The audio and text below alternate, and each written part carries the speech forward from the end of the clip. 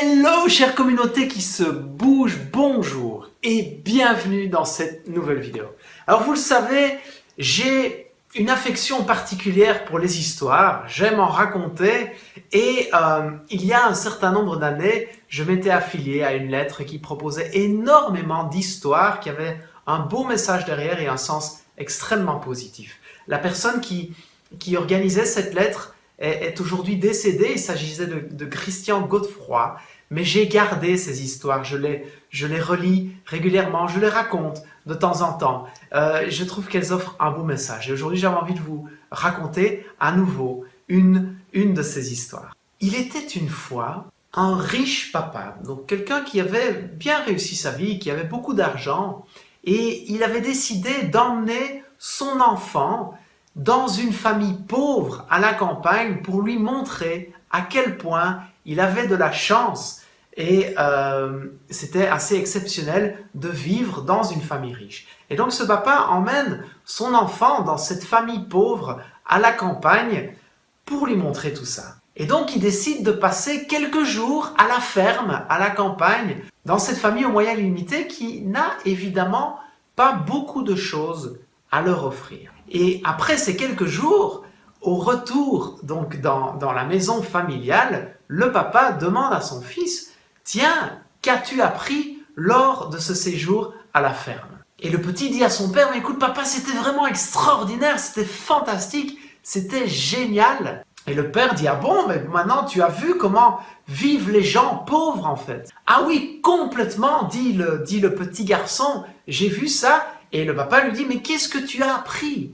Qu'as-tu à me dire ?» Et l'enfant répond tout simplement « Eh bien, j'ai vu qu'ils ont 4 chiens, alors que nous n'en avons qu'un. » Il répond aussi que nous avons une piscine qui fait la moitié du jardin, et eux vivent près d'un lac immense, dans lequel ils peuvent se baigner tous les jours. J'ai vu aussi qu'à l'avant de notre maison, il y a une grande barrière immense pour protéger l'endroit où on est, et eux, ils ont un horizon incroyable, avec une vue incroyable sur la nature. J'ai vu aussi que nous avons des gens qui nous servent, et eux vouent leur vie à servir les autres. J'ai vu aussi que nous achetons nos aliments, alors que eux les cultivent. Et j'ai vu aussi qu'il y a des grands murs qui nous protègent, alors que eux sont entourés d'amis qui les protègent. Et le père est complètement abasourdi par ces révélations de son enfant et il reste complètement muet.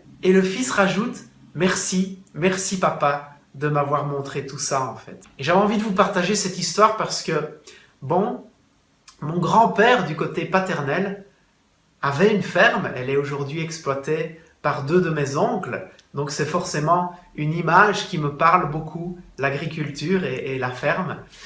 Mais surtout, ce que j'avais envie de vous partager, c'est que parfois, on a tendance à se morfondre et à se plaindre de ce qu'on n'a pas en fait.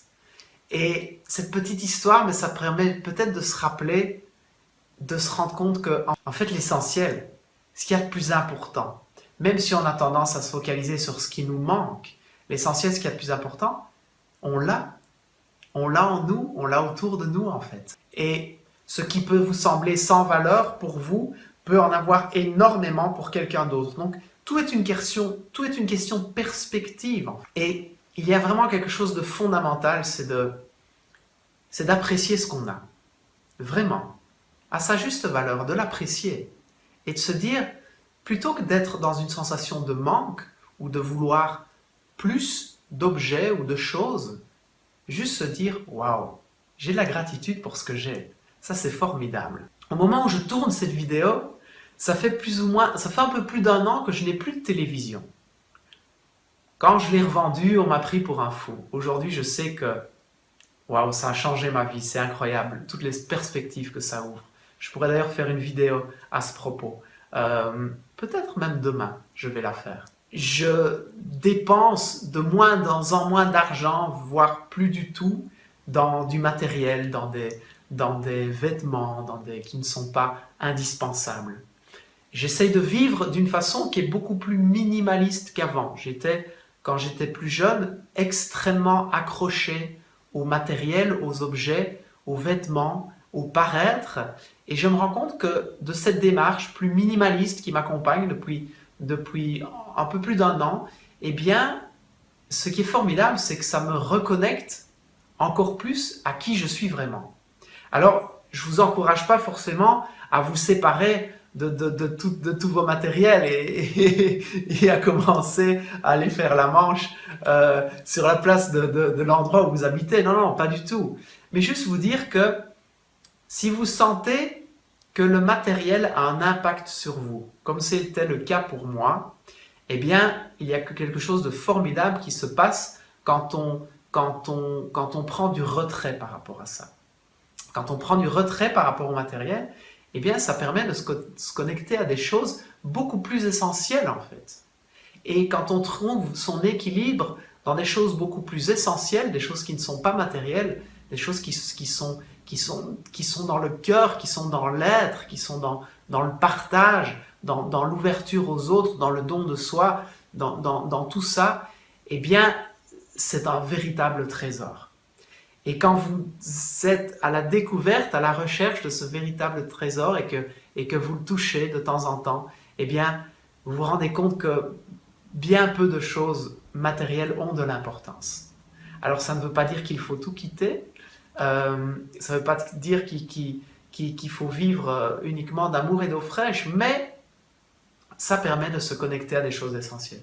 Et une fois que vous vous êtes connecté à ces choses essentielles et que ça fait partie de vous, c'est cette authenticité, c'est cette connaissance de soi vraiment approfondie, et bien là, vous pouvez retourner vers ce matériel et pouvoir l'utiliser sans en être dépendant. C'est le message que j'avais envie de vous faire passer aujourd'hui, parce que moi, ça m'épanouit extrêmement fort. J'espère que ce sera peut-être votre cas, d'un petit déclic via cette vidéo.